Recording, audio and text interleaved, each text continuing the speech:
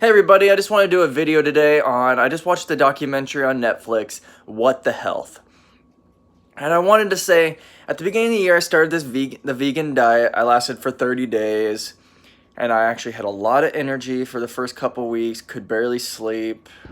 Well, not barely sleep, it was harder to go to sleep until like my body kind of got used to it. Which I felt like I still, during the day, had a lot of energy, and I didn't need to have Red Bull or anything else, which I'm more of the amino energy.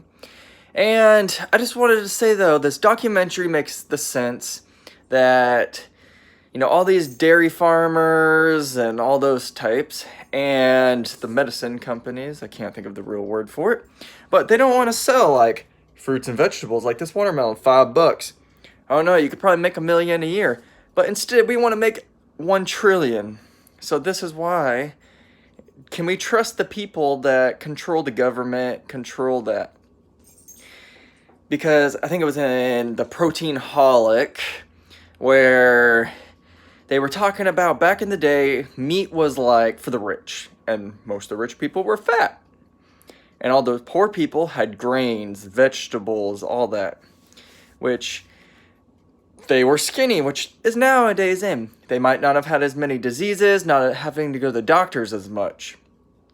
Which for me, it is kind of hard to look at the vegan diet because I love my meat.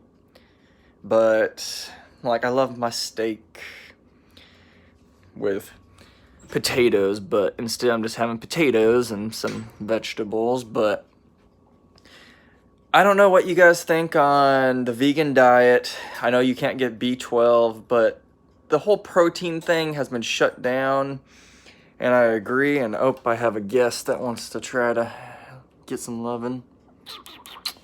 But I don't know. I just can't see how these dairy farmers and the medicine company can control so much, and they put all this in their food. And it's like, I started thinking about last night. I was trying to get in the fridge, and I ended up touching some chicken. Had to stop, go wash my hand. If I touch a freaking thing of broccoli, I could, nope, scoot that out of the way.